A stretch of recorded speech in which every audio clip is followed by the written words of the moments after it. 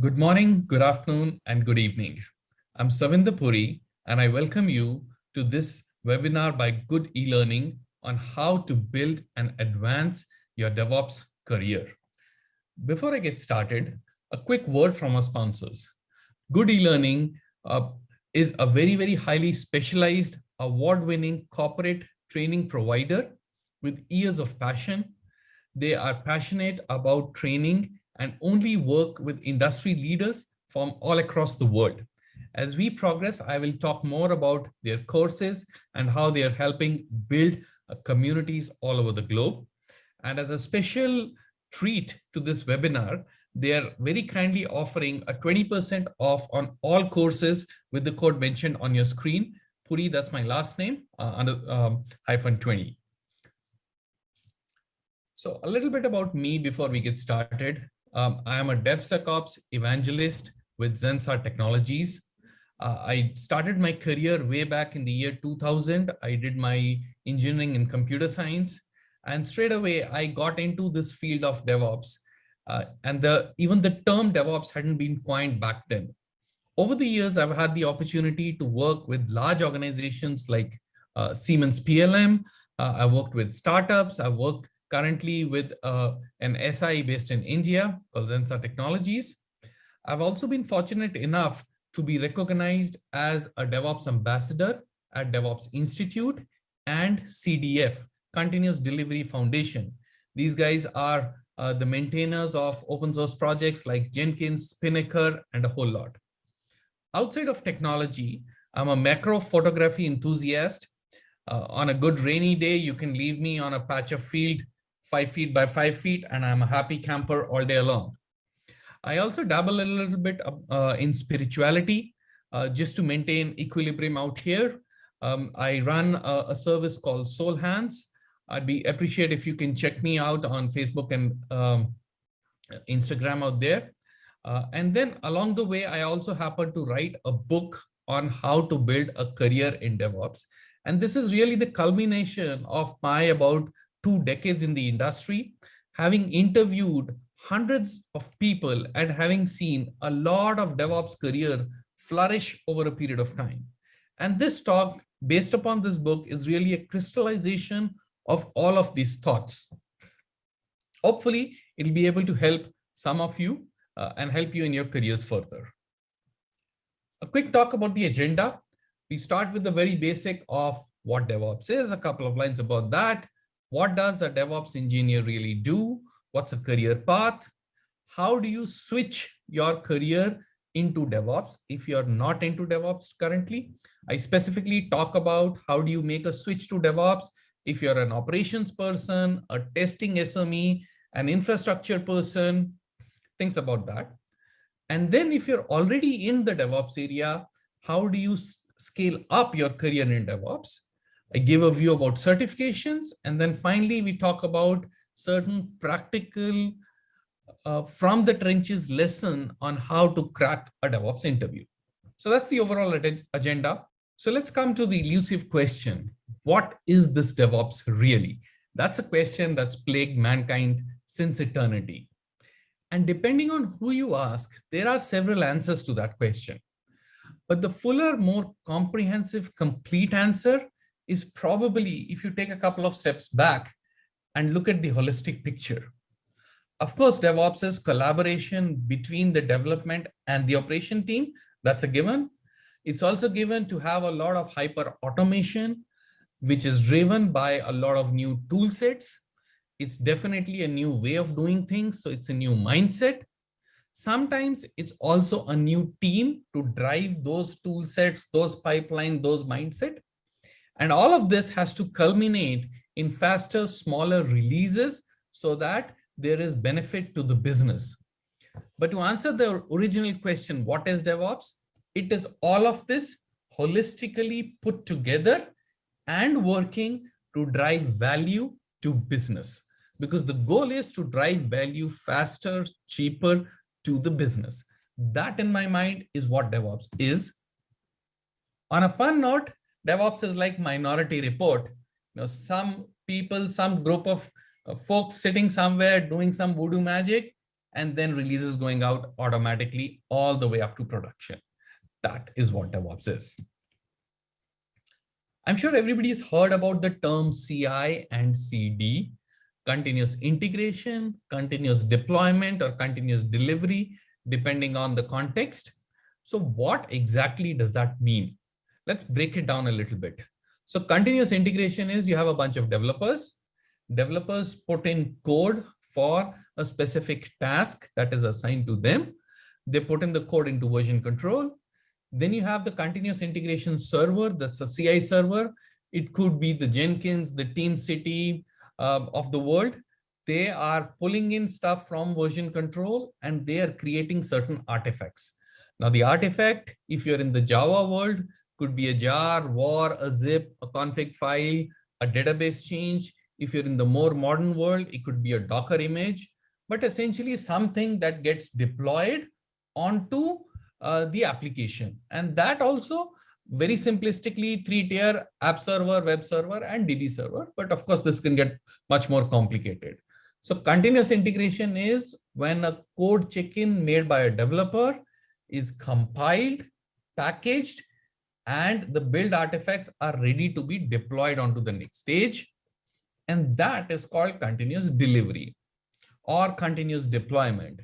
Now, depending on the customer context, depending on the size, the shape of the organization, this could be one or a couple of environments all the way up to production.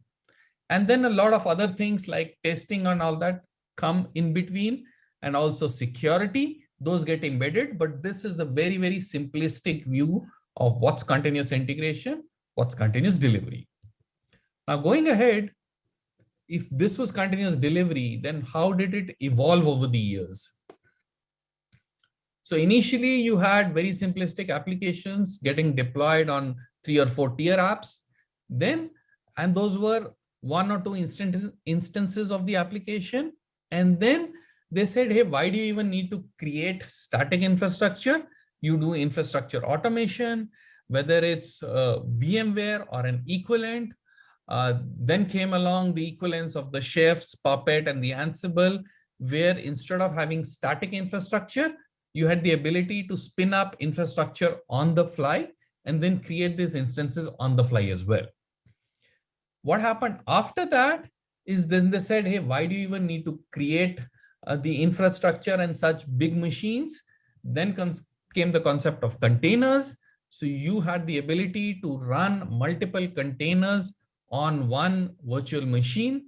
So that's the whole concept of the containerization that came along, and the cloud native equivalent of the containers also started coming along.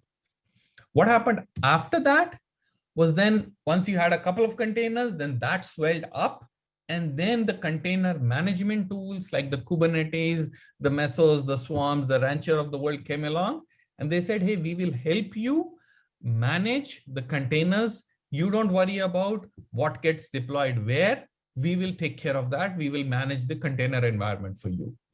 And then the hyperscalers went a step ahead and said, let's go serverless. Why would you even have to worry about which container, which server? Let us manage everything for you. That's where the Lambdas and the Fargates of the world came along.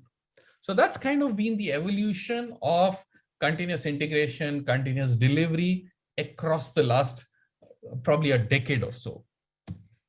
Now the next question, where is cloud in all of this? Easy answer, pretty much everywhere. Right from the developer, today you can have developers sitting on servers which are completely cloud-based, all the hyperscalers offer cloud-based development environment. So all the way through the channel, you can have pretty much everything on the cloud. If you've not seen this, this is by Zebia Labs, now called digital.ai. They've published this is the periodic table of DevOps tools.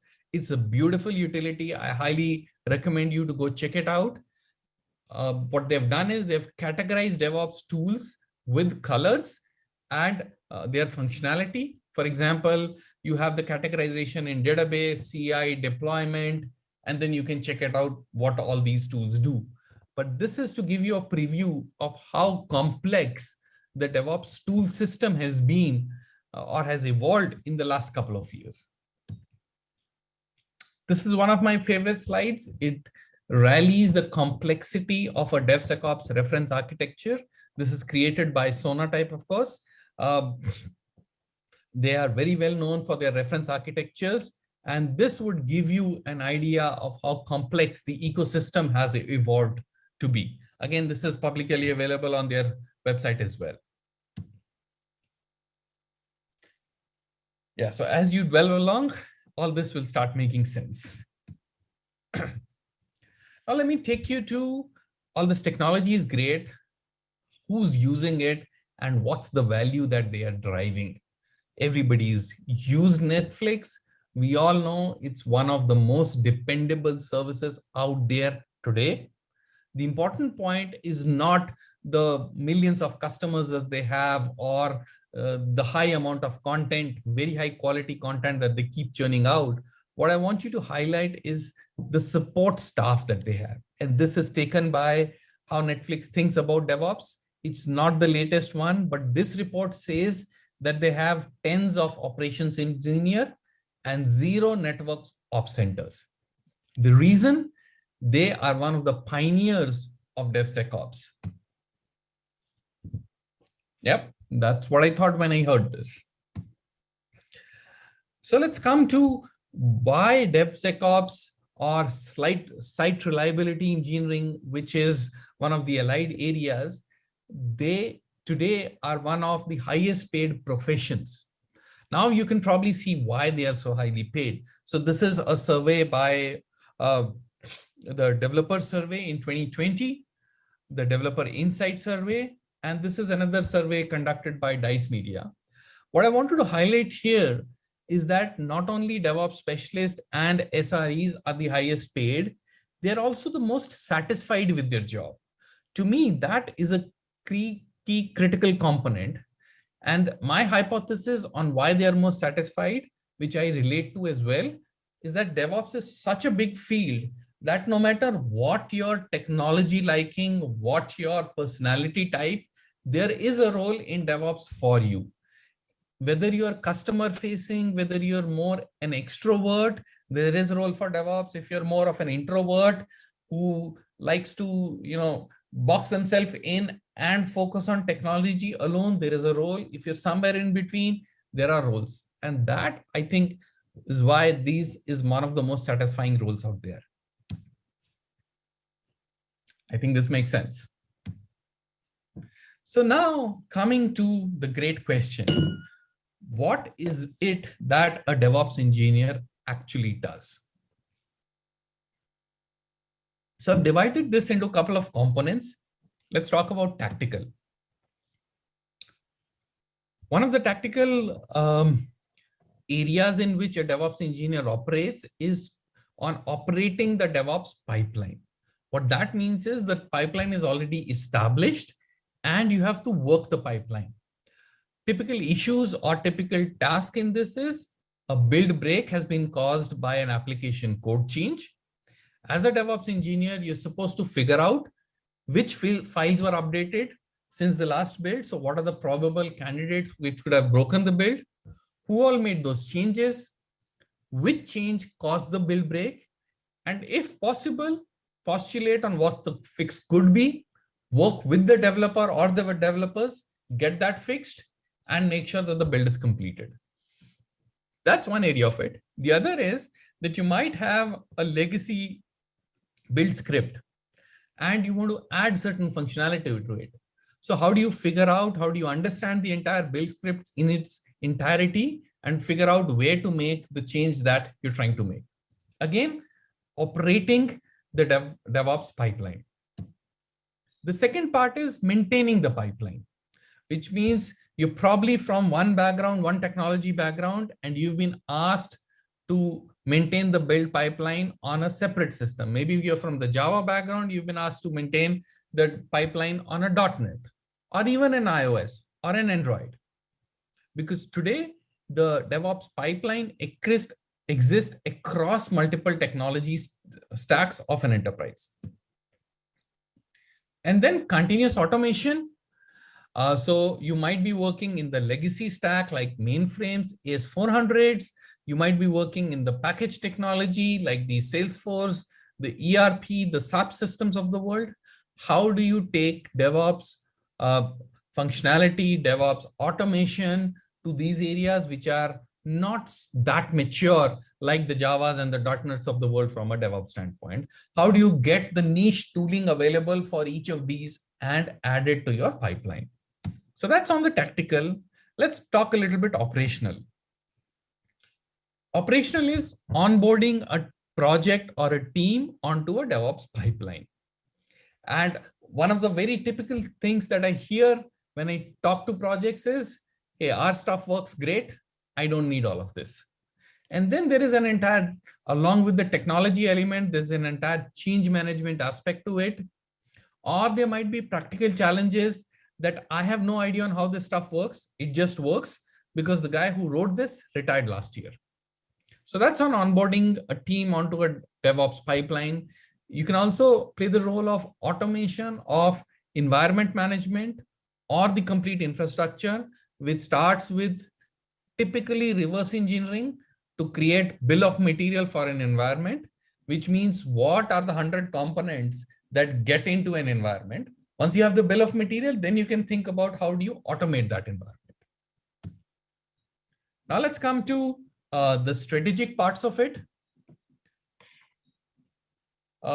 Assuming that you have DevOps going in one or two groups, then you start thinking about how do you scale it across the organization.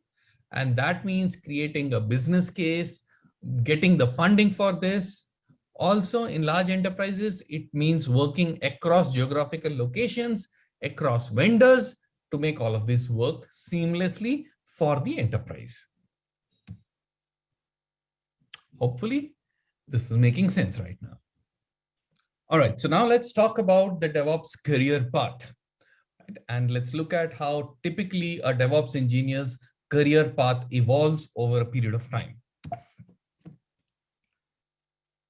To start with, there are these first three levels: the DevOps engineer, a senior DevOps engineer, and a DevOps architect.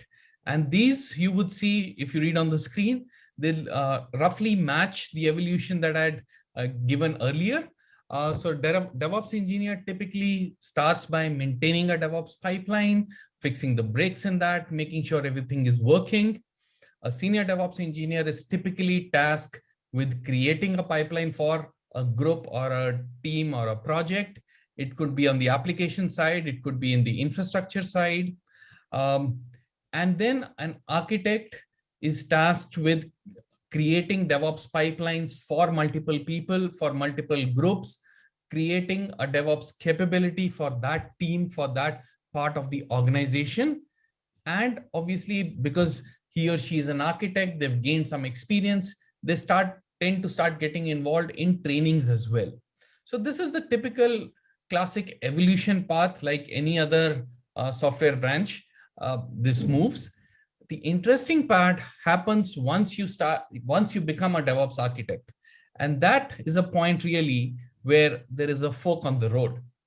Now, why I say that is because once you have been an architect, once you have constructed, devised DevOps pipelines for a couple of teams, for a couple of technology stacks, you could take your career a couple of ways, and explain each one as we go along. First is a principal architect. Here you're pushing for DevOps at an enterprise level. You're working with the leading technology stacks and tools out there. And you're also talking to various teams, leadership levels in those teams, and you're trying to break down the silos between those teams. So the dimension of this role is pure technology.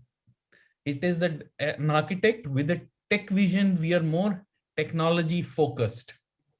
Now, if you look at the other parlance, a consultant is an architect which tends to be more business vision oriented. And I say that is you're not just focused on implementing the technology for a group, you're also thinking about what business value it drives, right? You're talking about What is the impact that those pipelines are making on the business? You're also going a little broader and thinking whether the release management aspects are aligning up as well. You also started thinking about a little bit about organizational change management. What new roles need to be brought up to make release, to make DevOps more successful in that organization? What does the hierarchy of the roles need to be? Do I need to regig the reporting in some ways or not? So you started thinking about those elements as well. That's why there is a business angle to it. And that's typically a consultant role. And then there's a third role, which is an evangelist role. An evangelist is somebody who has consulted on multiple enterprises, who expertises in organization change management, including new R&R creation, who has expertise in that, and who has expertise in rolling out enterprise structure for multi-speed IT. What I mean by multi-speed IT is not all groups within the organization would operate at the same speed. Maybe there are groups and teams within an enterprise which need a monthly release, a weekly release, even a daily release. Maybe there are others which don't see so much change. Maybe there are legacy systems which don't have such a high change rate, and they're okay with one release a month. And an evangelist has mastered the art of aligning both of these release speeds and multiple speeds therein to be able to cut a vertical slice of release and be able to do that effectively. So that's what an evangelist role is. It's more broader, it's more experience-based, and it's more holistic. And that's how I have seen the roles evolve. There could be other variations depending on the size of your organization, the maturity of your organization, and so on and so forth. But typically, they tend to fall around these buckets.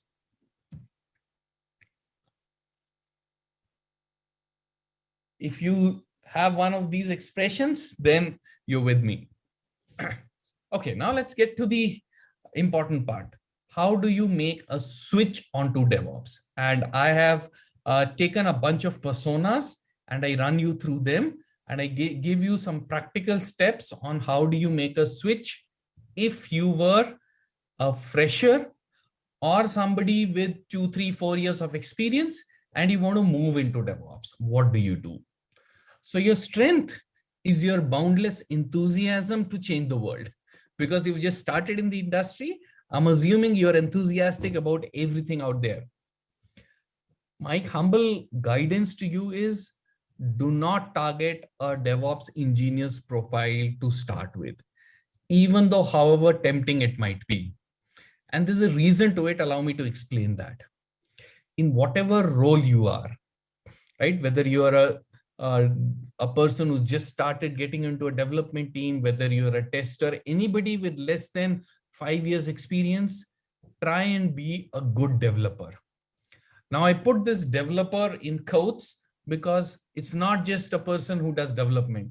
In whatever area you are, there has to be some amount of semblance of development that you can do. Even if you're a tester, if you're writing Selenium scripts, that's also a development. Even if you are in production or in support, possibly you're writing some partial scripts, that's also development.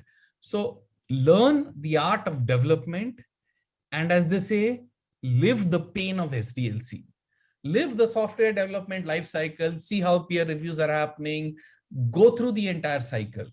And the reason I recommend this is then you will know what the true pain of a developer is. And then when you start levitating towards DevOps, you will be able to appreciate those things more and solve them at a more holistic angle. So in whatever area you are, try and live the pain of the software development lifecycle. And as you're doing it, my recommendation on how you start levitating towards DevOps is think about, is your team doing code reviews? If not, start talking about them, start researching about them. Is your team doing static code analysis? If that's applicable to your bit, right? If not, start talking about them, Go to your DevOps team in your organization and say, hey, can we implement some of these things? If these are already there, think what else you can bring in from the DevOps foray. Go to the DevOps toolchain that I showed earlier, the periodic table, see what else can apply into your area. And that's how you start molding into the DevOps role. But focus on being a good developer first. That would be my honest recommendation. Now let's look at the next persona. So let's say you're an operations expert.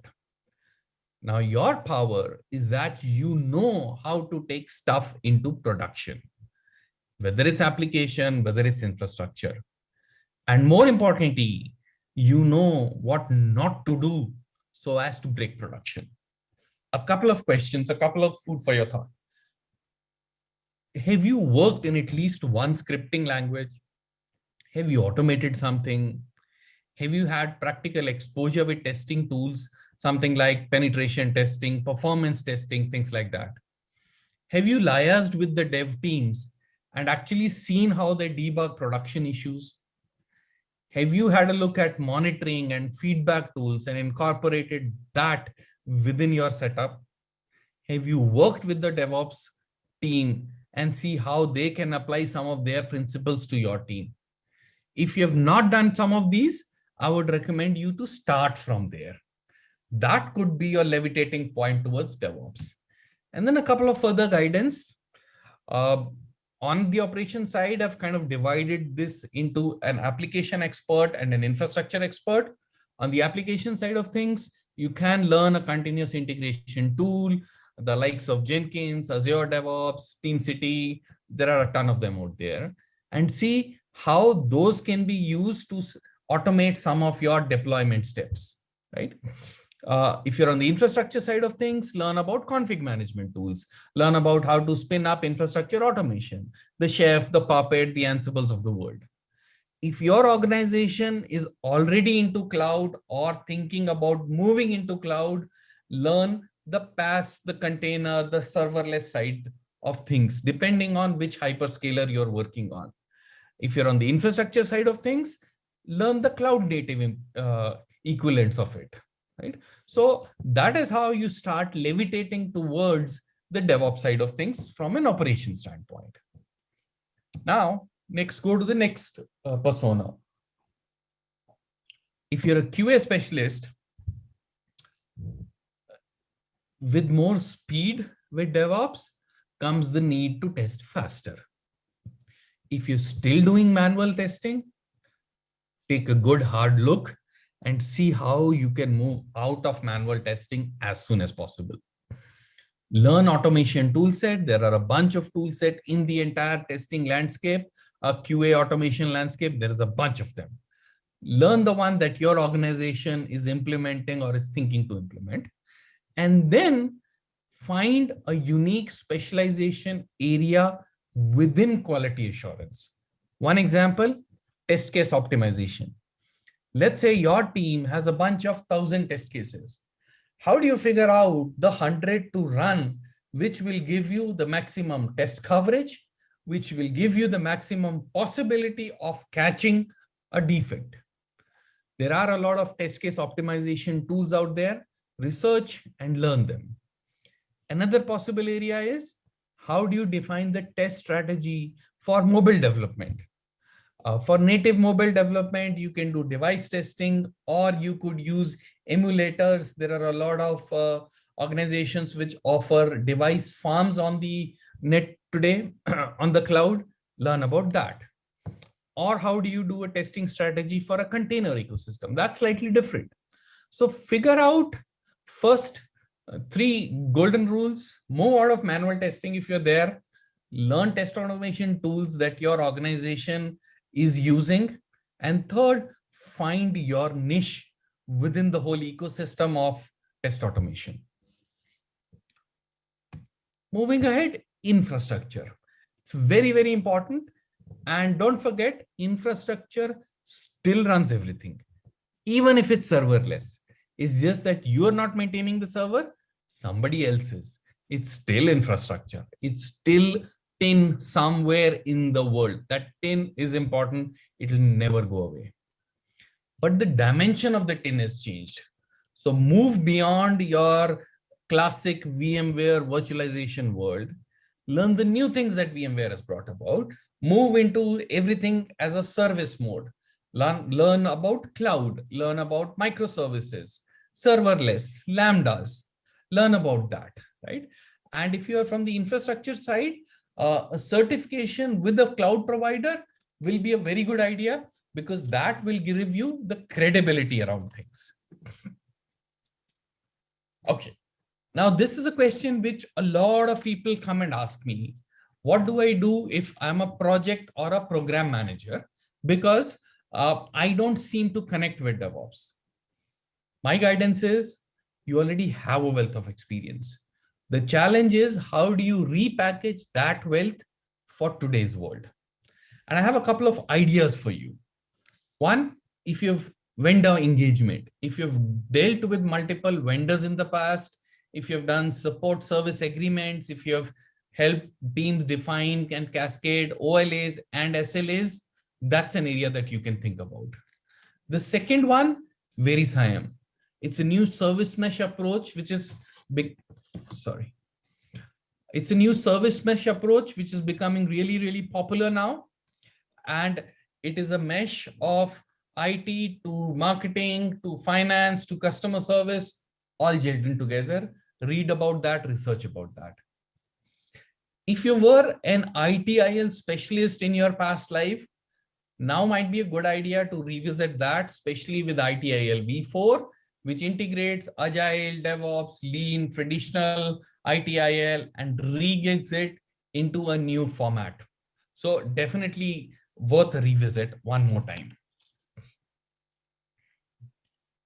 The message that I want to give you is, if you are in any one of these areas or allied, it is very much possible to pivot your role into DevOps. And there are enough and more examples of people who have done that successfully.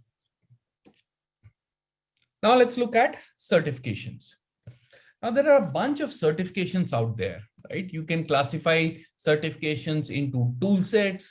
You could be a specialist in a cloud-based Jenkins, a Jira administration. You could look at platform certifications. For example, in Kubernetes, you could look at the cloud provider certifications. You could look at a role-based certification. For example, a Safe Agilist, that's a role-based certification. An SRE certification, again, role-based. Or you could look at the learning platforms, the Udemy, the Coursera, the Simply Learns of the world. So there are a lot of certifications out there.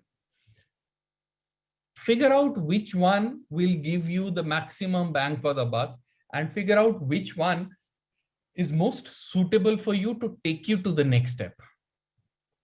My guidance on certification is this: if you are pivoting, if you're changing roles, certification is a great idea. If you want to step up, certification is a great idea. Certification will give you that entry.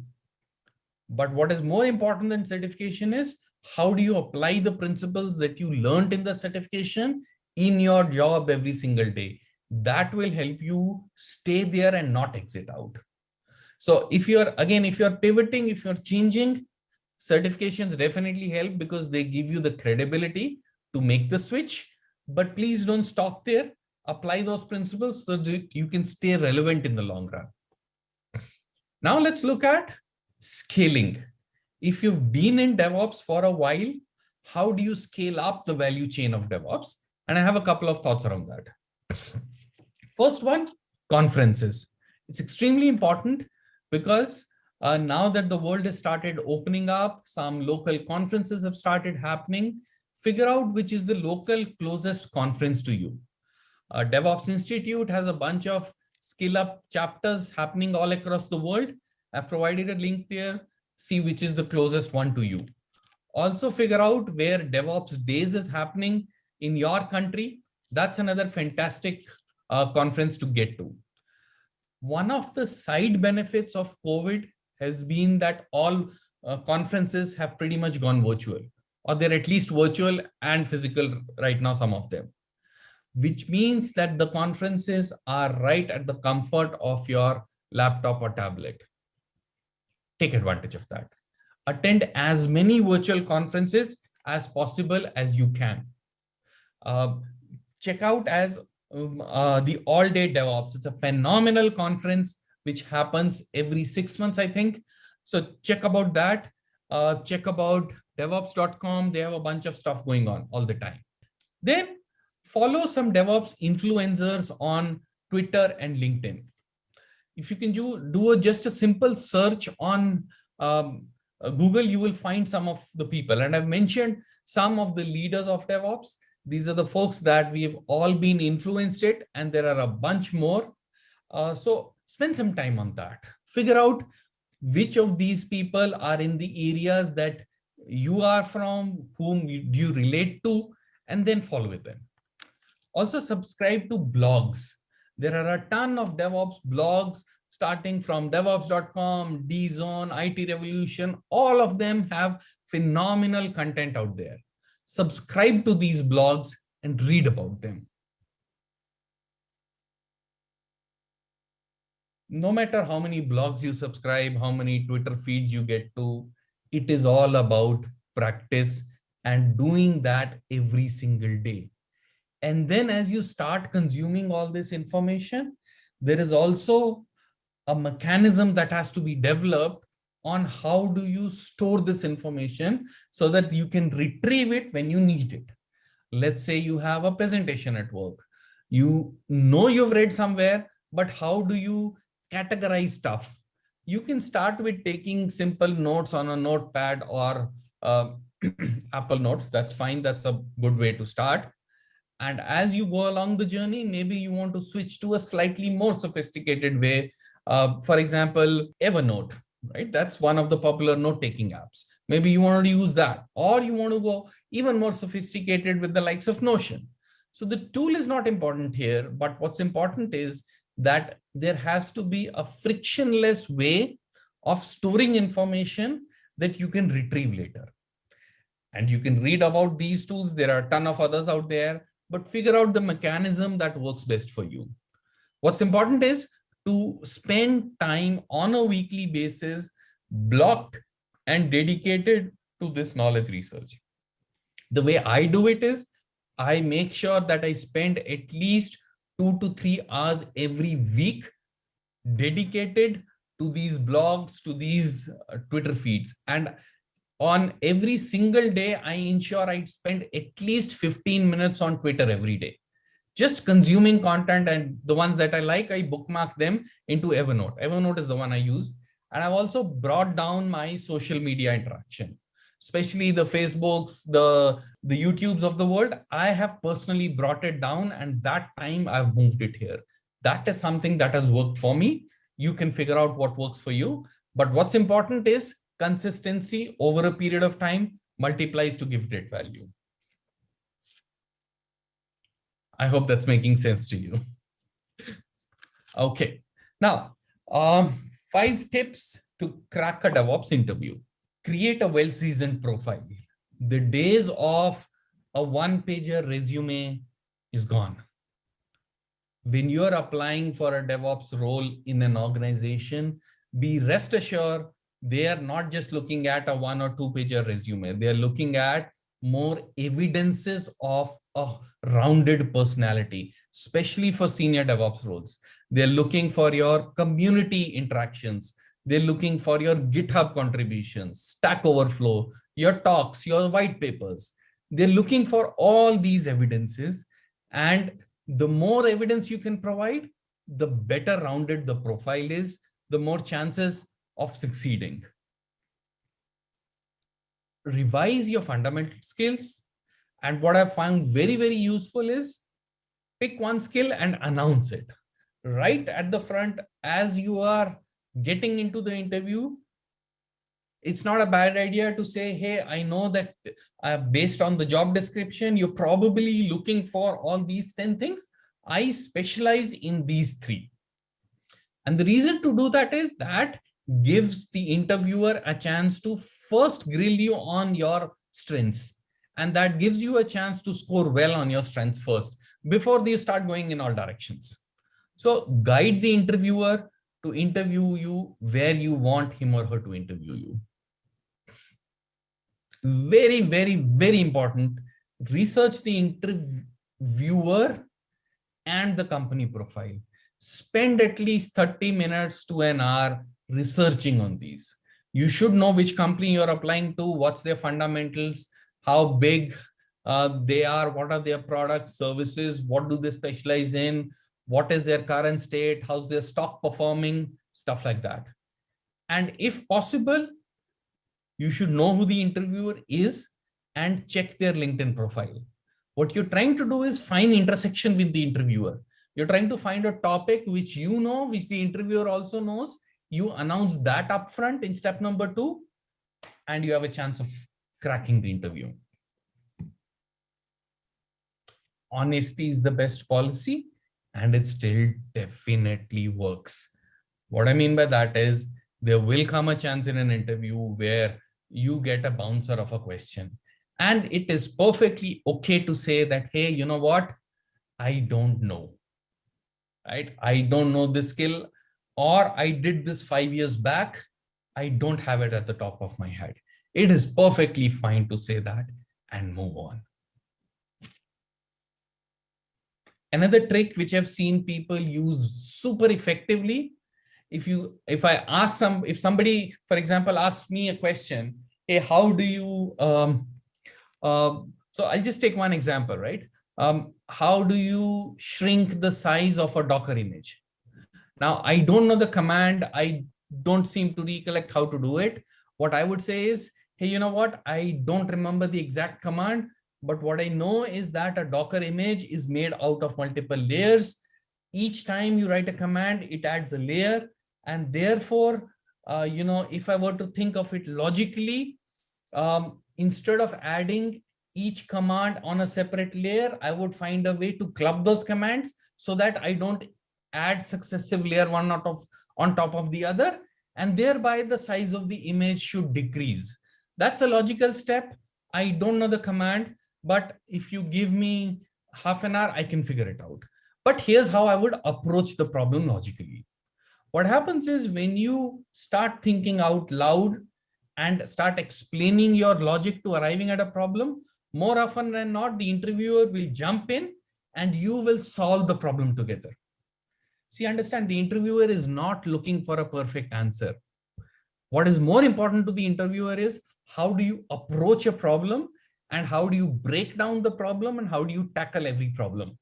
That is the most critical part. And if you can convey that, the real answer doesn't really matter. It's okay, because they know that you have a thought process to solve the problem. So those are my 5 tips to cracking a DevOps interview. Let's come back a little bit about good e-learning. Like I said, they have a bunch of very, very good certifications and courses. In fact, they've tied up with DevOps Institute for the certifications that include ITIL 4, DevOps, DevSecOps, SRE. I'll go a little bit deeper on some of the courses which I found extremely valuable. DevOps Foundation, it brings real life use cases to the course and tells you how to apply them irrespective of the shape, the size of the organization. DevOps Leader tells you what it takes to implement DevOps in your organization. DevSecOps Foundation will focus on the security aspects and how you embed them within the entire software development lifecycle. SRE is another course which is picking up really well because that is an area which a lot of companies are adopting. And I spoke about ITIL V4. That's another very fantastic course. If you come from the erstwhile ITIL background, that's one course you should definitely look at.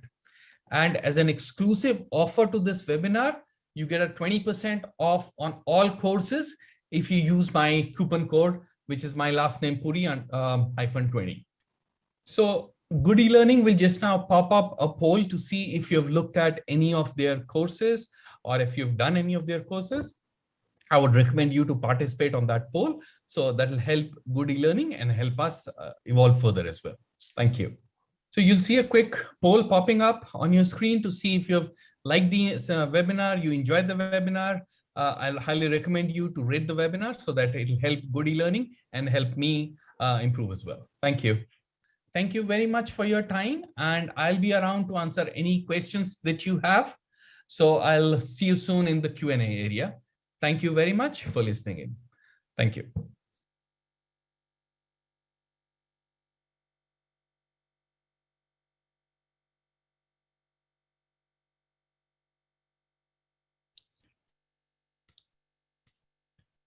All right, so I got a bunch of questions and I'll try and answer as many as I can.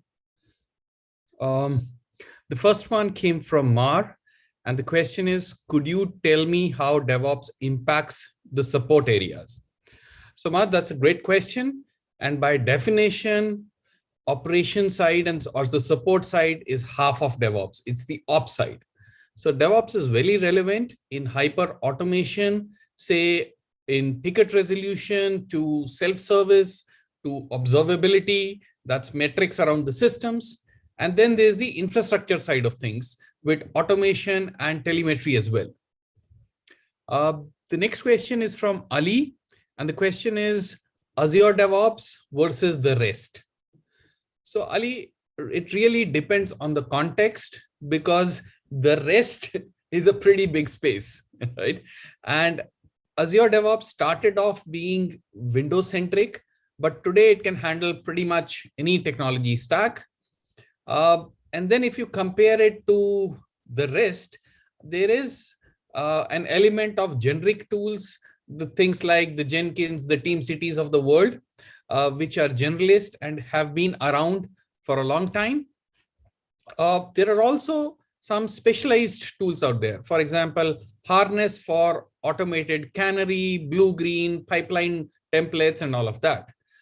Platform 9 for Kubernetes at scale, or Spinnaker for cloud-native continuous delivery. I've just taken a couple of names to help you, right? So it really depends on what you're trying to do, what your technology stack is, how big the area is, how mature the practices are, and stuff like that.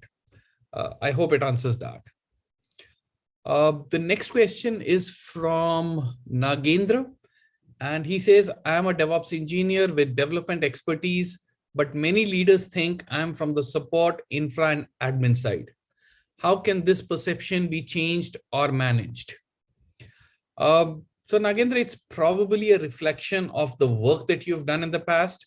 Probably you've solved some infrastructure issues or you've done a lot of admin activities. If that's the case, it's probably time to go back to your core development strength and demonstrate your expertise there. Now, I'll give you another angle to look at the whole situation. Maybe this is a good chance to showcase your wider experience, that you can handle anything from development to support to infrastructure, all of it. Maybe you want to showcase that rather than just focusing on one area. That's an alternative thought process for you there. There's another question from Anthony. Which of these tools or skill sets would help someone break into DevOps? Containers like Docker, Kubernetes, Chef, Puppet, and AWS. So Anthony, hopefully this question is already been solved through some of the commentary in the webinar. If not, the skill set really depends on your background and your core skill, right? So my guidance would be take the core skill and find the DevOps equivalent in that space. You know, that way you're leveraging your experience and you're building on it rather than starting from scratch in the new latest sexy shiny DevOps tool out there. Right? Don't do that. It also depends on the technology stack of your organization and how you align yourself to that stack, because that's very relevant. Okay. Another question from Anthony. What is orchestration? What does a new or prospective DevOps practitioner need to know about it? So orchestration, it depends on which context you're using it, Anthony.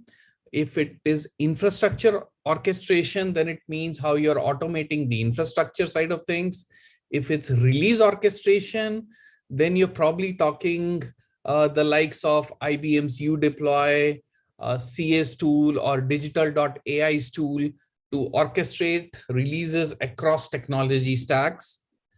If you're talking cloud orchestration, that's a separate area.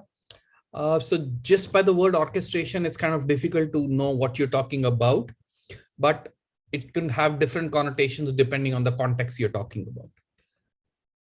Okay. And then there are a bunch of good comments to read. Well done kind of thing. I guess those are all the questions. And yep. Okay, there's one more. I'm a long-time Microsoft infrastructure admin, Windows, SharePoint messaging, a lot of support and admin, also never coded, just some light PowerShell scripting, also ITIL certifications. If I need to learn code, which language would be best to start on to get onto DevOps? So Microsoft infrastructure admin, okay, and a bit of PowerShell and ITIL. Okay, so there are two ways to go really. If you want to stay in the infrastructure side, you already have background on Windows, SharePoint, messaging.